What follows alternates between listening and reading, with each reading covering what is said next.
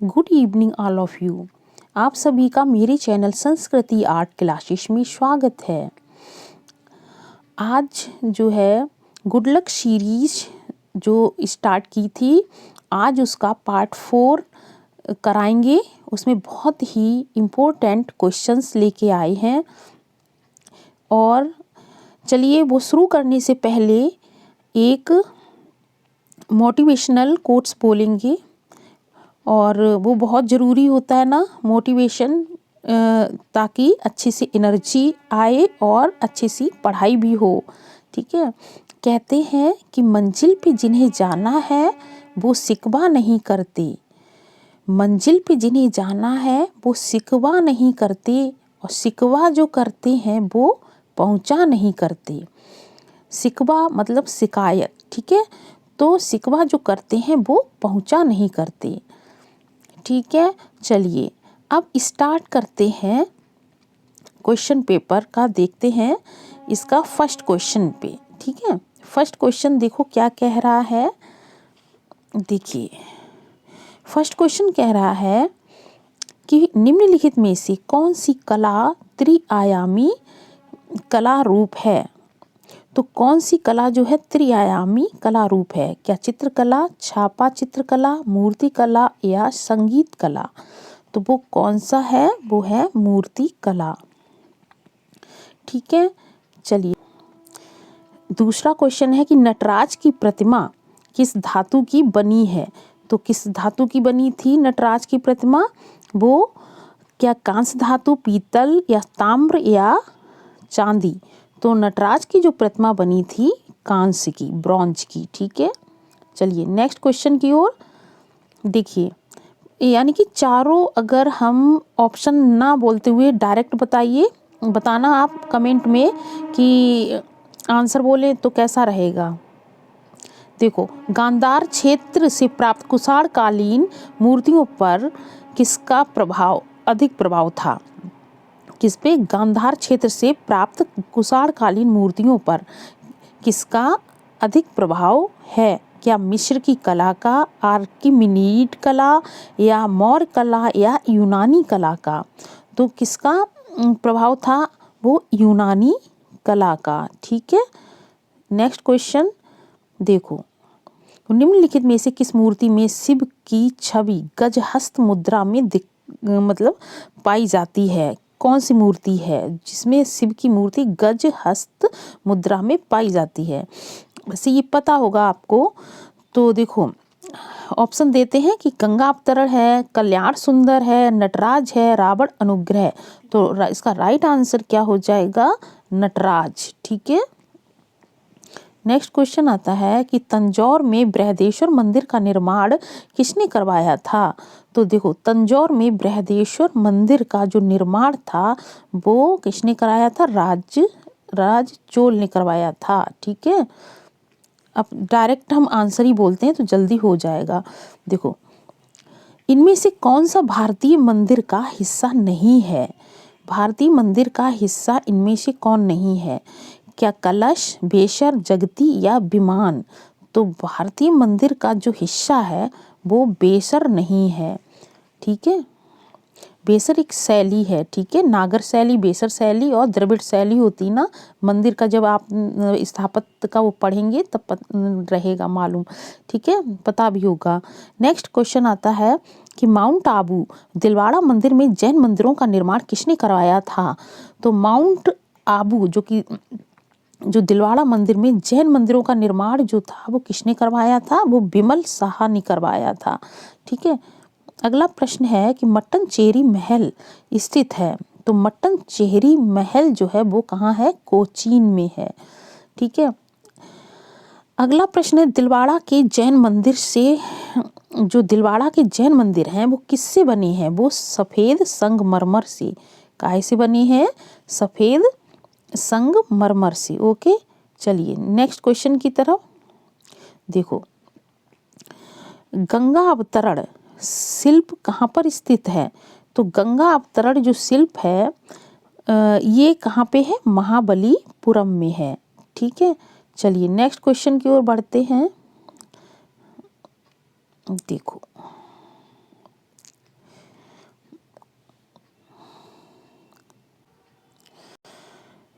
Next question है कि इनमें से किस कलाकार ने शिकागो के मिलेनियम पार्क में स्थित प्रख्यात मूर्ति क्लाउड गेट जो है बनाई थी, किसने बनाई थी? वो थे अनीस कपूर।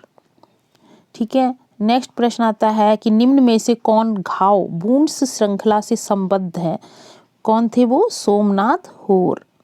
ठीक है, अगला प्रश्न है कि सार्वजनिक मूर्तिकला eight the hub of a things किसके द्वारा निष्पादित किया गया था? दिए गए विकल्पों में से आप चयन करना है। तो किसने बनाई थी ये मूर्ति at the hub of the things? किसने बनाई थी? अनीस कपूर ने ही बनाई थी। ठीक है, अगला प्रश्न है कि 2019 में जोआन मीरो पुरस्कार, ठीक है, किस कलाकार ने जीता था? ये नलिनी मलानी ने। ठीक है, अगला प्रश्न आता है देखो कि समकालीन आधुनिक भारतीय छापा कलाकार अनुपम सूद द्वारा बनाए गए छापा चित्र का शीर्षक बताना है। जो किसने बनाया है? अनुपम सूद ने। वो है दीवारों से सरोकार। ठीक है, अगला प्रश्न क्या है देखो कि कौन सा भारतीय, एक सेकेंड, देखो कौन सा भारतीय कलाकार रंग विकर्ण आकार के बीच स्थापित आंकड़ों के अपने चित्रों के लिए जाना जाता है? क्वेश्चन में क्या कह रहा है? विकर्ण, विकर्ण शब्द याद रखना, विकर्ण आकार के बीच स्थापित आंकड़ों के अपने चित्रों के लिए जाना जाता है। वो कौन थे? तैयब मेहता। ठीक है, अगला प्रश्न है कि उस प्रसिद्ध मुद्रण निर्माता और चित्रकार की पहचान करें जिसने ग्रामीण जीवन के अपने चित्रों में कामुकता का सम्मिश्रण किया था। तो वो कौन थे? मुद्रण निर्माता थे एक तो वो कौन थे? के लक्ष्मा गौड़। ठीक है, तो किसमें? ग्रामीण जीवन के अपने चित्रों में किसका सम्मिश्रण किया था? कामुकता का। ठीक है, अगला प्रश्न है कि जिस विख्यात, ठीक है, कला समीक्षक ने बंगाल शैली के चित्रों का प्रसार किया उसका नाम बताना है। तो प्रसार किसका? बंगाल शैली के चित्रों का। तो वो कौन थे? वो थे डॉक्टर A.K. स्वामी, यानी डॉक्टर आनंद कैंटिश कुमार स्वामी। ठीक है, चलिए नेक्स्ट प्रश्न, अगले प्रश्न की ओर बढ़ते हैं। देखो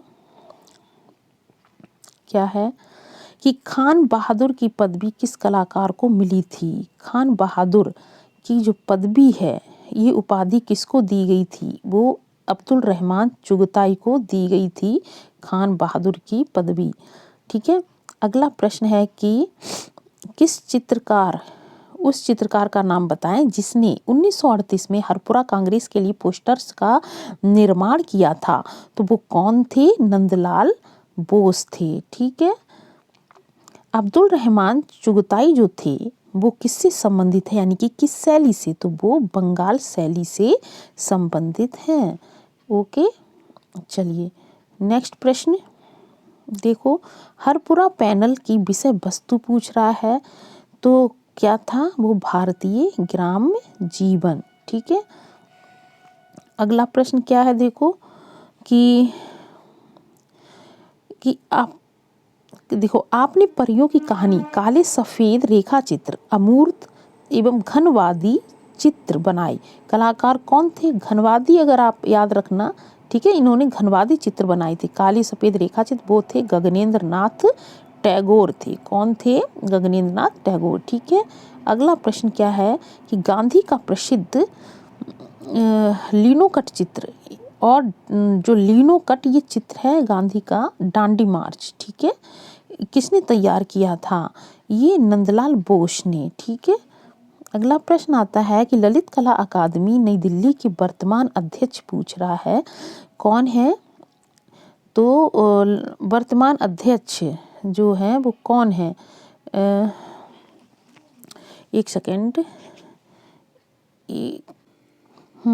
देखिए क्वेश्चन कह रहा है कि ललित कला अकादमी नई दिल्ली के वर्तमान अध्यक्ष पूछ रहा है। क्या पूछ रहे हैं? वर्तमान अध्यक्ष। ठीक है, तो ऑप्शन में दिया है उत्तम पचारड़े, ML श्रीवास्तव, जी रविंदर रेड्डी, वेदला रामकृष्ण। तो ऑप्शन के हिसाब से जैसे अभी उत्तम पचारड़े थे, ठीक है, लेकिन अभी वर्तमान अध्यक्ष अब चेंज हो गए हैं, वो कौन है? बी नागदास, याद रखना बी नागदास, ठीक है, लिख लेना। चलिए अब नेक्स्ट प्रश्न क्या है, देखो नेक्स्ट प्रश्न है कि गैलरी थ्रेशोल्ड कहाँ स्थित है? एक मिनट, गैलरी थ्रेशोल्ड कहाँ है? ये नई दिल्ली में है।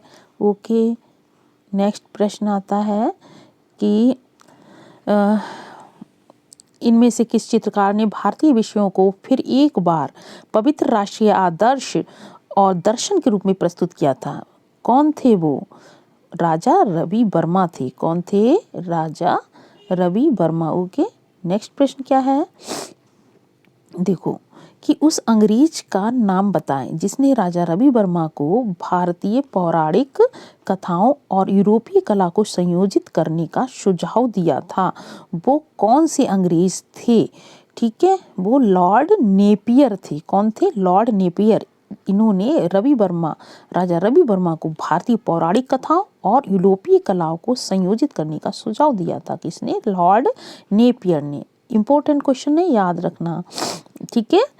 चलिए नेक्स्ट प्रश्न क्या है कि राजा रवि वर्मा किस कला के लिए प्रसिद्ध है? आपको पता है वो चित्रकला के लिए प्रसिद्ध है, ठीक है, चित्रकारी करते थे। चलिए नेक्स्ट प्रश्न बढ़ते हैं आगे।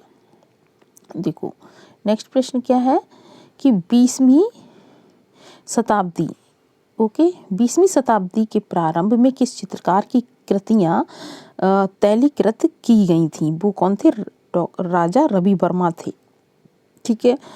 अगला प्रश्न है कि राजा रवि वर्मा ने बम्बई के घाटकोपर में लिथोग्राफी प्रेस की शुरुआत जो है वो कब की थी? वो 1894 ईस्वी में। कब? 1894 में। अब नेक्स्ट प्रश्न आता है इनमें से कौन चित्रकला से संबद्ध नहीं है? चित्रकला से तो वो कौन है? देखिए M.F. हुसैन, मंजीत बाबा, सीता देवी, ये तो चित्रकला से संबंधित है, लेकिन ये जो KL सहगल है ये चित्रकला से संबंधित नहीं है, ठीक है।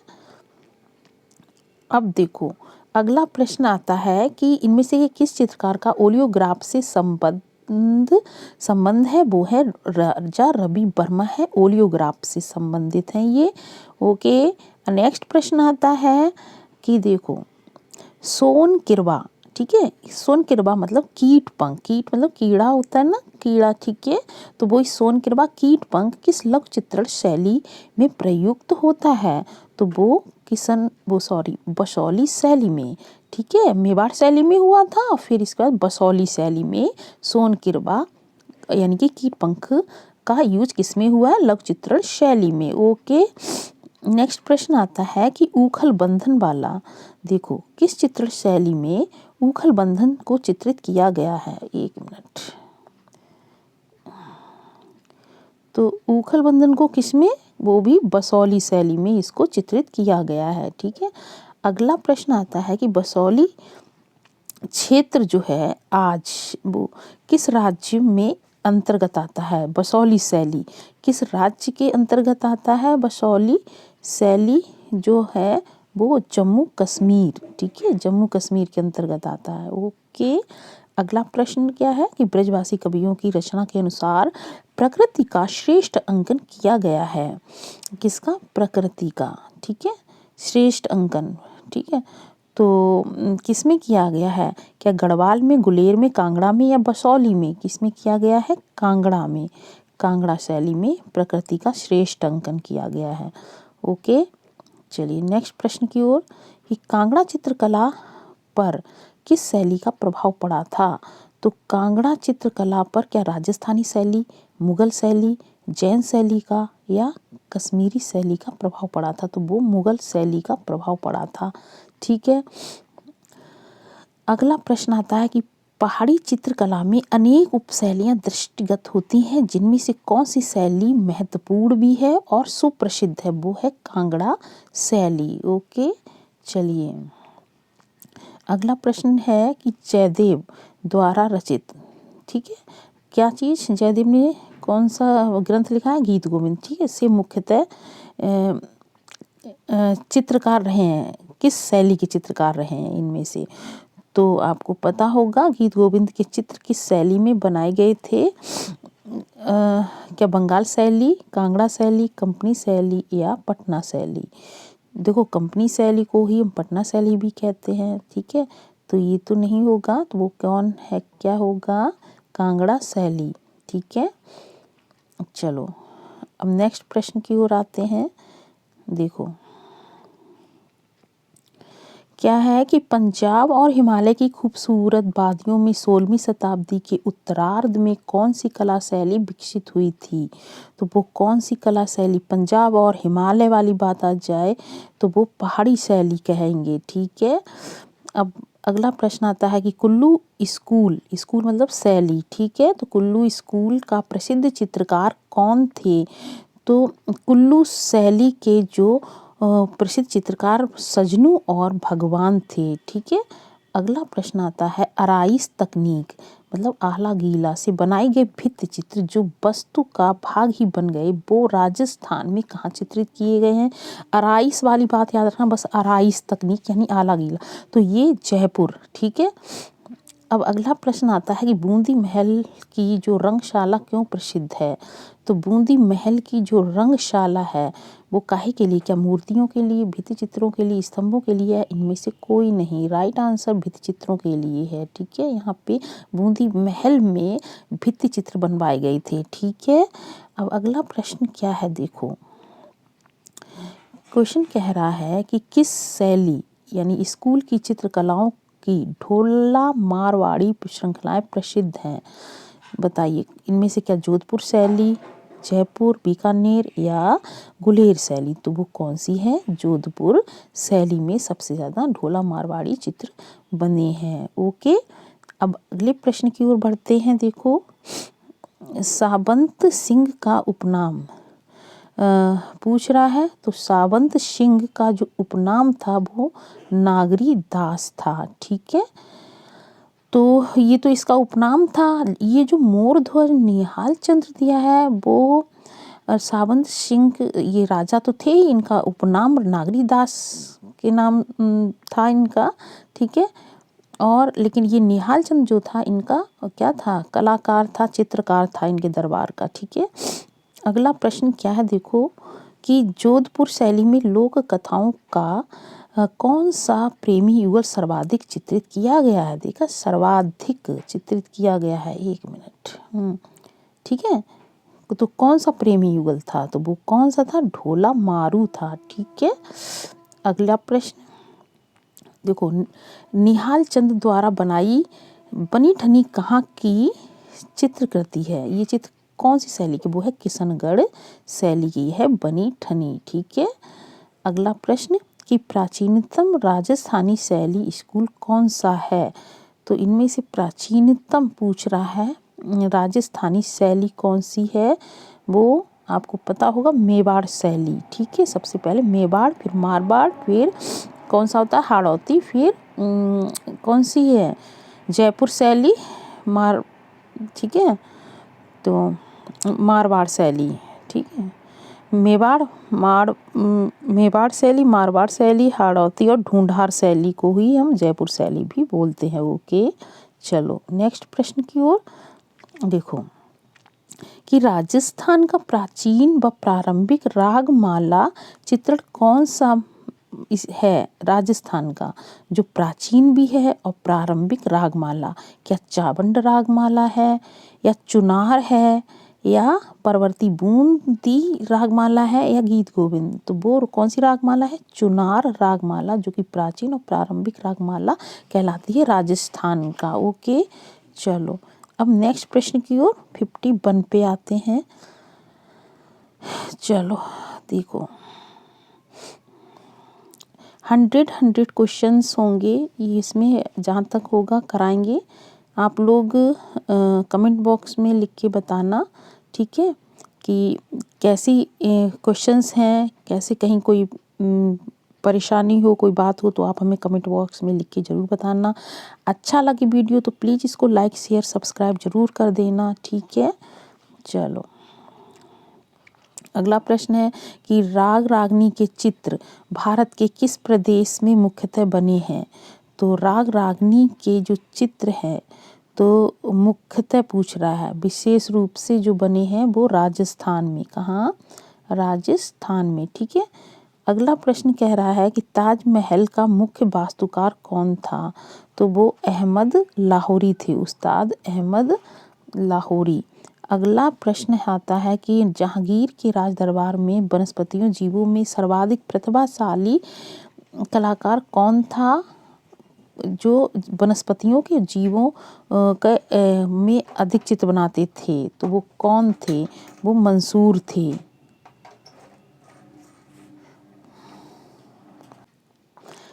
नेक्स्ट प्रश्न है कि मुगल शहंशाहों से, ठीक है, मुगल शहंशाहों में चित्रकला की श्रेष्ठ परख किसको थी।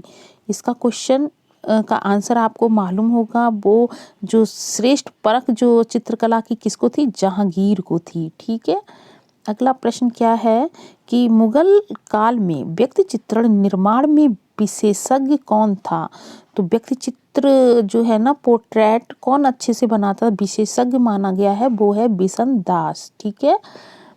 अगला प्रश्न है कि अकबरकालीन चित्रकारों में सर्वाधिक संख्या किसकी थी। हिंदू चित्रकारों की थी। अकबर काल में जो चित्रकार थे तो वो हिंदुओं की संख्या, हिंदू चित्रकारों की संख्या सबसे ज़्यादा थी। ओके। अगला प्रश्न आता है कि देखो बशाबन क्या है। देखो बशाबन किस मुगल बादशाह का दरबारी चित्रकार था। तो जो बशाबन थे वो अकबर के दरबारी चित्रकार थे। अब तारीफ ए अल्फी क्या है। तारीफ ए अल्फी का अर्थ क्या होता है, दुनिया का इतिहास। ठीक है। नेक्स्ट प्रश्न कि मुगल लघु चित्र कला का गठन जो है, ठीक है, निर्माण या रचना, चाहे निर्माण बोलो, गठन बोलो या रचना, ठीक है, में तकनीक पर्यवेक्षक यानी निरीक्षक की महत्वपूर्ण भूमिका किसने निभाई थी। ठीक है। कौन पर्यवेक्षक बना था, कौन निरीक्षक बना था। ठीक है। क्या अकबर, अब्दुल हसन, मीर सैयद अली या अकारिजा। तो वो थे मीर सैयद अली। ठीक है। मीर सैयद अली।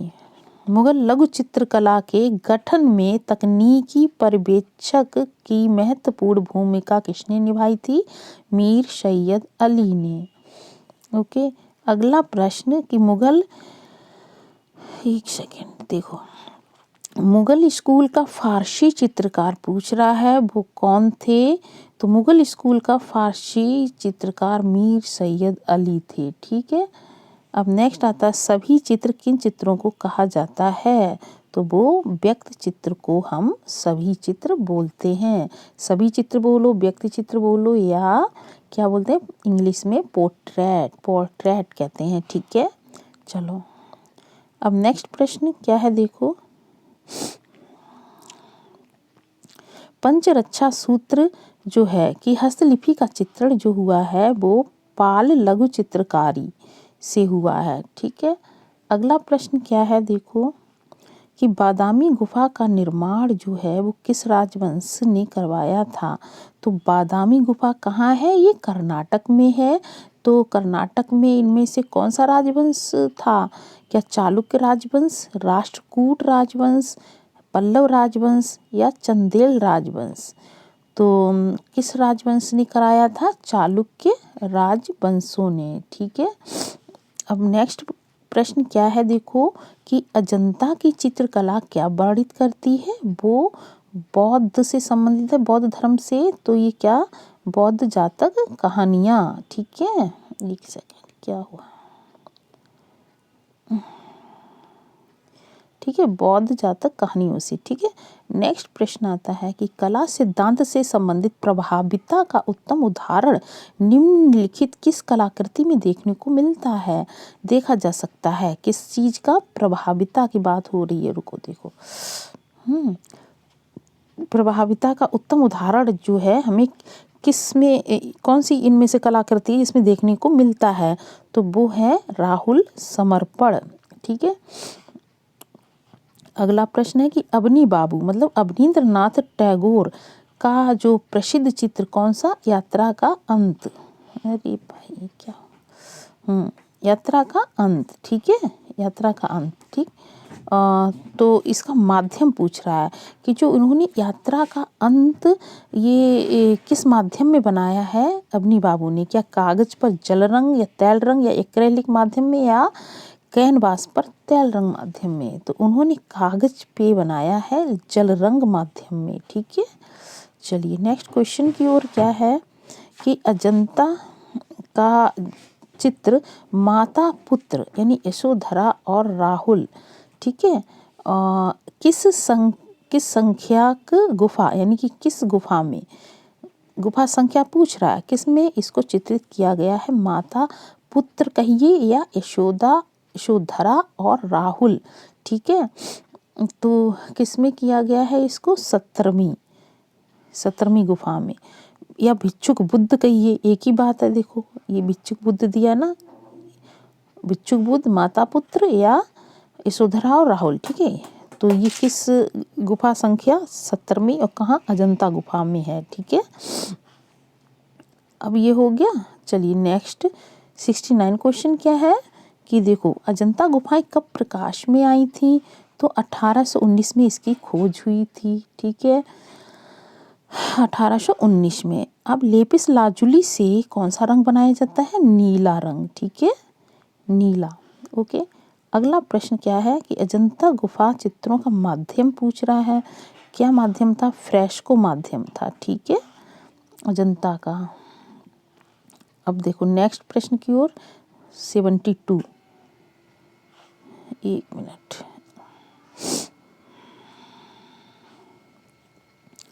क्या है? देखो अजंता की किस गुफा में बोधिसत्व पद्मपाणि अवलोकितेश्वर रूप में बुद्ध को चित्रित किया गया है? जहाँ भी बोधिसत्व पद्मपाणि आ जाए ना तो प्रथम गुफा है, कौन सी? प्रथम गुफा, ओके। अगला प्रश्न क्या है? अजंता में, ठीक है, अजंता के मार विजय चित्र है, यहाँ पे किसकी बात हो रही है? चित्र की, ठीक है, में बुद्ध को किस हस्त मुद्रा में दिखाया गया है? तो कौन सा हस्त मुद्रा है वो? भूमि स्पर्श मुद्रा, ठीक है, भूमि स्पर्श मुद्रा में। अगला प्रश्न है कि वाकाटक राजा कौन है? बताइए, जो वाकाटक राजा थे क्या हिंसक जनजातियां थीं, ब्राह्मण थे, जैन थे या बौद्ध थे? तो जो वाकाटक राजा थे वो ब्राह्मण थे, हिंदू, ठीक है, ब्राह्मण। अगला प्रश्न है कि मथुरा संग्रहालय में प्रदर्शित परखम यक्ष किस काल से संबंधित है? परखम यक्ष की बात हो रही है तो किस काल से? क्या मौर्य काल, शुंग काल, गुप्त काल या कुषाण काल से? तो जो परखम यक्ष जो है तो किस समय इसको बनाया गया था? तो वो मौर्य काल में, मौर्य वंश के दौरान, ठीक है। अगला प्रश्न क्या है? देखो कि जैन धर्म के 24वें तीर्थंकर की एक वर्ग पीठ पर बैठे हुए बुद्ध की मूर्ति, ठीक है, के मुद्रा को क्या कहा जाता है? अच्छा, तो क्या योग पीठ मुद्रा कहते हैं, वज्र पर्यांकासना मुद्रा, वज्र पद्म मुद्रा, सूर्य नमस्कार मुद्रा, ठीक है। तो जो जैन धर्म के 24वें तीर्थंकर जो थे उनकी एक वर्ग पीठ पर बैठे हुए बुद्ध की मूर्ति के मुद्रा को क्या कहा जाता है? वो वज्र पर्यकासना मुद्रा, वज्र पर्यकासना मुद्रा कहते हैं, ओके। अगला प्रश्न, प्रसिद्ध समकालीन यानी आधुनिक, समकालीन बोलिए या आधुनिक भारतीय मूर्ति शिल्प है ये खड़ी हुई स्त्री किसमें बनी है? क्या मिट्टी से, पत्थर, काष्ठ या कांस्य से? तो वो बनी है कांस्य से, ठीक है। अगला प्रश्न है कि ढोकरा विधि संबंधित है, तो ढोकरा विधि का संबंध किससे होता है? वो ब्रॉन्ज कास्टिंग से होता है, ठीक है, लॉस्ट वैक्स मेथड है ये, अच्छा, ब्रॉन्ज कास्टिंग। चलिए अगला प्रश्न है कि मोहनजोदड़ो से नृत्यांगना की जो मूर्ति मिली है उसकी लंबाई पूछ रहा है, और ये जो लंबाई यहाँ पे सेंटीमीटर में दी गई है, इसका राइट आंसर 10.5 सेंटीमीटर हो जाएगा, ठीक है। 10.5 सेंटीमीटर। अगला प्रश्न है, मोहनजोदड़ो की नर्तकी जो है वो कहाँ संग्रहित है? वो राष्ट्रीय संग्रहालय नई दिल्ली में। ठीक है, कहाँ पे? राष्ट्रीय संग्रहालय नई दिल्ली में।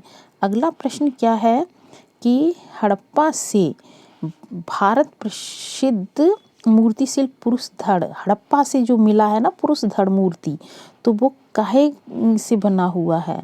तो देखो ये वाला पुरुष धड़ जो हड़प्पा से मिला है तो वो किसका पत्थर है? लाल चूना पत्थर का। ठीक है, लाल चूने का पत्थर लाल चूने के पत्थर से। चलिए अब अगले प्रश्न की ओर। 82 कोल्ड हो गया, थोड़ा सा गले में प्रॉब्लम हो रही है। चलिए देखिए कि प्रसिद्ध चित्र है कौन सा? कोहरा और संध्या। एक मिनट, प्रसिद्ध चित्र कौन सा? कोहरा व संध्या के चित्रकार पूछ रहा है, वो कौन है? अवनींद्रनाथ टैगोर। ठीक है, अवनी बाबू ने ये कोहरा संध्या चित्र बनाया है। नेक्स्ट क्वेश्चन क्या है देखो कि सिंधु घाटी वास्तुकला किस सामग्री से बनी है? तो वास्तुकला जो सिंधु घाटी के समय पकी हुई ईंटों से। सिंधु घाटी की मोहरें किन आकारों में मिलती हैं? तो क्या गोलाकार, आयताकार, त्रिभुजाकार या बेलनाकार? मोहरों की बात हो रही है, तो मोहरें किस आकारों में मिली थी? वो आयताकार। ठीक है, गोलाकार भी मिली हैं, ठीक है, लेकिन मोस्टली आयताकार। तो आयताकार पे आप आंसर देंगे। ओके, नेक्स्ट देखो कि प्रथम धातु मूर्ति किस सभ्यता से प्राप्त हुई है? तो जो प्रथम जो धातु मूर्ति है तो वो हमें सिंधु सभ्यता से। ओके, अब अगला प्रश्न है कि लोथल और कालीबंगा दोनों क्या है? ये देखो ये दोनों हड़प्पा कालीन क्या है? स्थल हैं। ठीक है, सिंधु घाटी सभ्यता के, यानी कि हड़प्पा कालीन स्थल हैं। अब देखो हड़प्पा का संबंध जो है वो किससे है? इंडस वैली से है। किससे? Indus valley. नेक्स्ट प्रश्न आता है कि कौन सी जगह इंडस वैली सभ्यता से संबंधित नहीं है? तो देखो धोलावीरा कहाँ है? ये धोलावीरा गुजरात में है। हड़प्पा और राखीगढ़ी, ठीक है, ये तो इंडस वैली से है लेकिन भीलवाड़ा नहीं है। ठीक है, अब अगला क्वेश्चन क्या कह रहा है देखो अगला क्वेश्चन कि किसी भी बोतल का रेखांकन करने के लिए इनमें से किस ज्यामितीय आकार का प्रयोग करते हैं? हमें रेखांकन किसका करना है? बोतल का। ठीक है, तो कौन सा ज्यामितीय आकार का प्रयोग करेंगे? क्या त्रिभुज से बन जाएगा क्या बोतल? नहीं, न वृत्त से बनेगा, न वर्ग से, बेलन। तो इसका जो राइट आंसर क्या हो जाएगा? बेलन। ठीक है,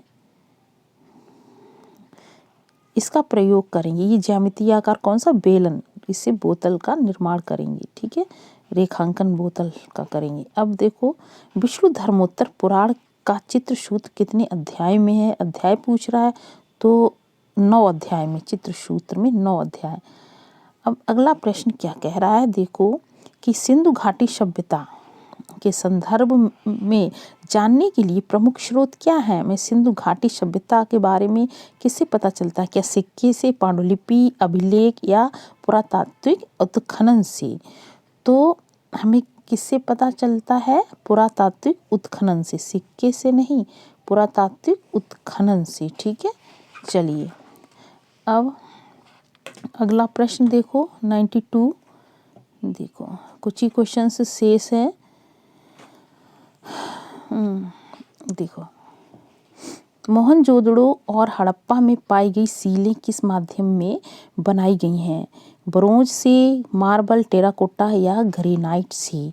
तो आपको इसका आंसर पता होगा, टेराकोटा से बनाई गई हैं क्या चीज़? सीलें।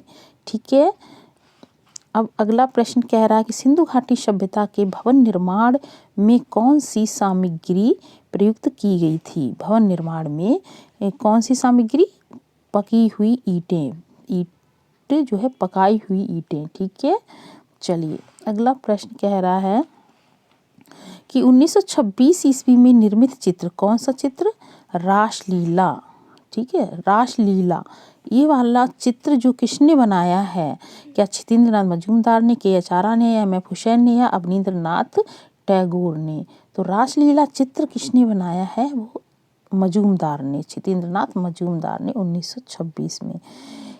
देखो, निम्नलिखित में से स्केच में क्या दिखता है? स्केच की बात होती है। स्केच क्या है? जो हम स्केच मतलब क्या होती है, तुरंत जो खींचते हैं ना रेखा, उसको हम स्केच कहते हैं। ठीक है, देखो तो ये क्या होता है स्केच? ये रेखीय गुण होता है। क्या होता है? रेखीय गुण। ठीक है, एक मिनट, ये रेखीय गुण है स्केच। अगला प्रश्न आता है, सिंधु घाटी के जैड हार की खोज इनमें से किस स्थल पर हुई थी? हड़प्पा से हुई है जैड हार की खोज, या धौलावीरा से, लोथल से, या मोहनजोदड़ो से? तो कहाँ से हुई है? लोथल से हुई है। लोथल कहाँ है? गुजरात में है। ठीक है, यहाँ जैड हार की खोज हुई है। अगला प्रश्न क्या है? देखो देखो, सिंधु घाटी सभ्यता के किस साक्ष्य के कारण पूर्व आर्य सभ्यता के रूप में जाना जाता है? देखो तो ये सिंधु घाटी सभ्यता के किस साक्ष्य के कारण है, हम ये पता चलता है कि ये पूर्व आर्य की सभ्यता थी।